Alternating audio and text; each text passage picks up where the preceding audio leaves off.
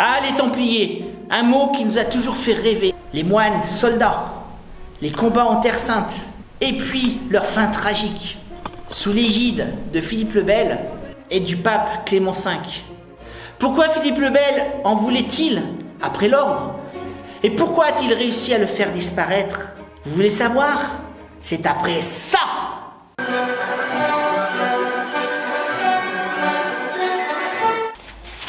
Salutations, je suis Baillant Taillefer, forgeron, médiéviste et historien à 16 heures, ou le contraire.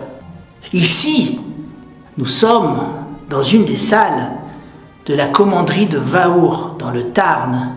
Il est très facile d'imaginer les frères entrer dans cette salle, s'asseoir autour de la table, profiter du feu de la cheminée qui est derrière moi. Les frères, les Templiers, qui avaient pour fonction la défense des lieux saints et la protection des pèlerins qui venaient en pèlerinage à Jérusalem. Les frères qui ont été lâchement arrêtés lors de la sinistre journée du vendredi 13 octobre 1307, sous les ordres du roi Philippe le Bel. Alors effectivement, quasiment tous les Templiers ont été arrêtés lors de cette sinistre journée. Imaginez, début du XIVe siècle, dans un royaume qui est en début de centralisation, nous ne sommes pas encore dans la monarchie absolue d'un Louis XIII ou d'un Louis XIV. Imaginez que des ordres ont été envoyés 3 semaines avant la date fatidique, que des officiers royaux les ont ouverts la veille, qu'ils ont rassemblé leurs sergents d'armes et leurs fantassins, et qu'à 8h et quelques, le matin du vendredi 13 octobre 1307, ils se sont dirigés vers les commanderies, se sont fait ouvrir les portes, tous au même moment dans tout le royaume de France, et ont arrêté tous les Templiers qui s'y trouvaient. On estime qu'environ 2000 chevaliers du Temple ont été arrêtés lors de cette date-là. Alors évidemment, Philippe le Bel aurait bien voulu que tous les souverains d'Europe suivent son exemple, mais il n'en fut rien. Et non, tous les souverains d'Europe ne se sont pas précipités pour suivre l'exemple de Philippe le Bel, car en effet, Philippe n'a pas l'autorisation du pape Clément V pour arrêter les Templiers.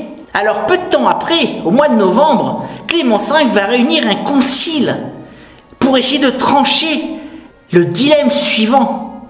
Si un ordre monastique qui dépend du pape présente un grave danger pour l'ordre public qui dépend du roi, et également un danger d'hérésie, donc question qui concerne le pape, qui, du pape ou du roi, a le droit d'ordonner leur arrestation?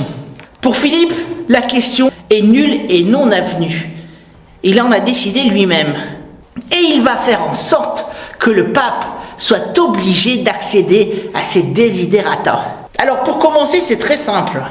Le dimanche qui suit l'arrestation, il fait réunir un maximum de gens du peuple de Paris dans les jardins du lit de la Cité, son propre palais.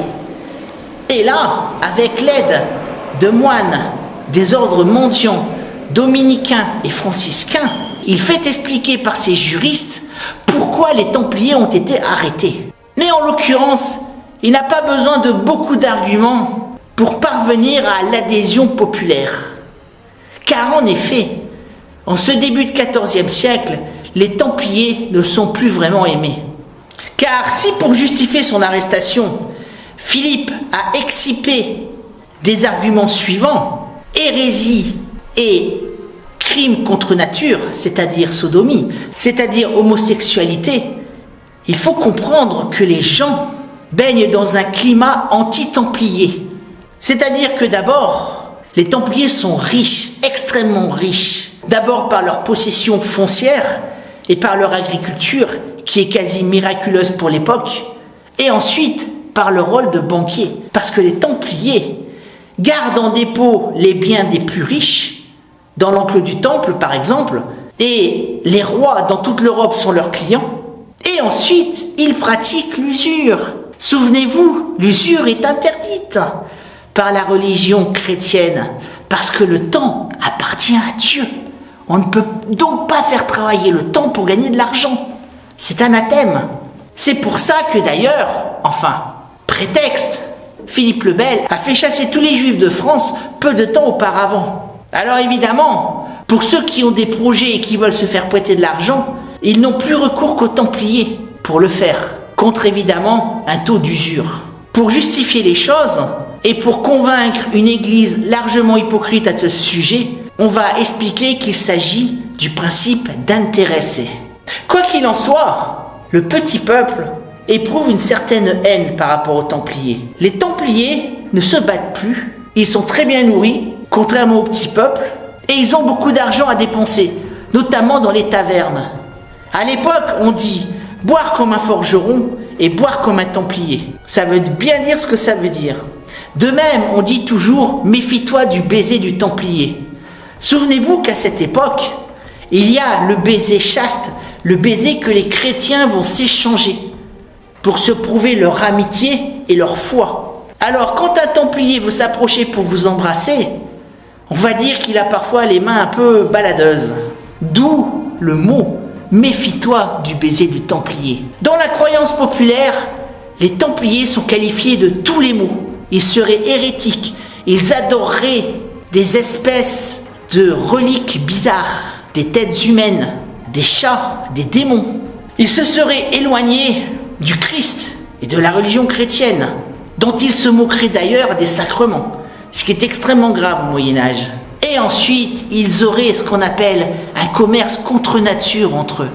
C'est-à-dire qu'il y aurait des relations homosexuelles qui seraient non point même pas tolérées, mais largement encouragées par les autorités du temple. Et une autre question, pourquoi Philippe le Bel a voulu se débarrasser de l'ordre du temple? D'abord, il leur doit de l'argent, ça on en a déjà parlé. Ensuite, ils l'ont gravement humilié. Car souvenez-vous, Philippe, lors de l'émeute populaire au cours de laquelle il a failli perdre la vie, n'a dû son salut qu'en se réfugiant dans l'enclos du temple, sous les remarques très désobligeantes des chevaliers templiers présents. Et cela, cette honte, il ne l'a jamais oublié. Alors évidemment, pour les souverains, les Templiers représentent une menace, un État dans l'État. Ils ont accès à des sommes d'argent gigantesques. Ils sont banquiers entre l'Europe et la Terre Sainte. Ils ont une puissance militaire conséquente, des milliers de chevaliers, très bien entraînés, très aguerris. Ils ont un domaine foncier gigantesque. Et surtout, ce qui inquiète, et pas seulement Philippe, c'est le caractère international de leur ordre.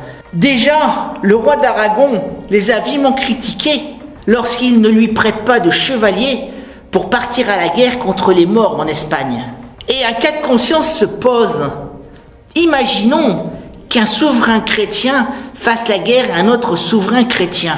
Les chevaliers du temple présents sous sa suzeraineté sont obligés de le suivre. À ce moment-là, on verrait une troupe de Templiers affronter une autre troupe de Templiers.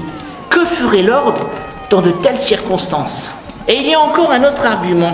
N'oublions pas que, avec la chute de Saint Jean d'Acre en 1291, et donc la fin des États latins en Terre Sainte, les Templiers ne servent plus à rien. Les Hospitaliers, eux, continuent la guerre contre les Turcs en Méditerranée et en mer Égée, à Chypre, à Malte, à Rhodes. Les chevaliers de l'ordre teutonique, eux, font la croisade à l'est de l'Allemagne, en Pologne, et contre les Lituaniens, contre des païens. Ils veulent amener la chrétienté par la force de l'épée et par le feu. Mais ils ont une utilité. Les Templiers, eux, continuent à s'engraisser en France, en Italie, en Allemagne, en Espagne, en Angleterre. Et donc, cette puissance fait vraiment peur aux souverains européens. Et Philippe Ier, qui, comme je vous le rappelle, a toujours pour idée centrale, justement, de constituer un royaume moderne, un royaume centralisateur, ne peut se permettre d'avoir un État dans l'État. Le roi d'Aragon a suivi le roi de Navarre, puisque c'est son fils, de la même façon. En Italie, les Templiers ne seront pas du tout inquiétés. En Angleterre, le roi Édouard II va se faire tirer l'oreille pour se jeter à leur poursuite. N'oublions pas que d'abord le crime de sodomie, lui, on va dire qu'ils ne se sont pas vraiment concernés. Comme je vous l'expliquais dans une précédente vidéo, il vit plus avec son ami Gaveston qu'avec sa femme, Isabelle de France. Néanmoins, tant en Espagne qu'en Angleterre, les souverains, sous l'injonction du pape, finiront par poursuivre les Templiers. Certains pourront survivre et fuir, mais il y en aura très peu. Alors évidemment, quand les Templiers vont être arrêtés, avec la fine diplomatie et la propagande de Philippe le Bel, personne ne pleurera le triste sort qui va leur arriver. Car le destin des Templiers va être réellement tragique. Et si vous voulez en voir plus, je vous expliquerai ça dans une prochaine vidéo.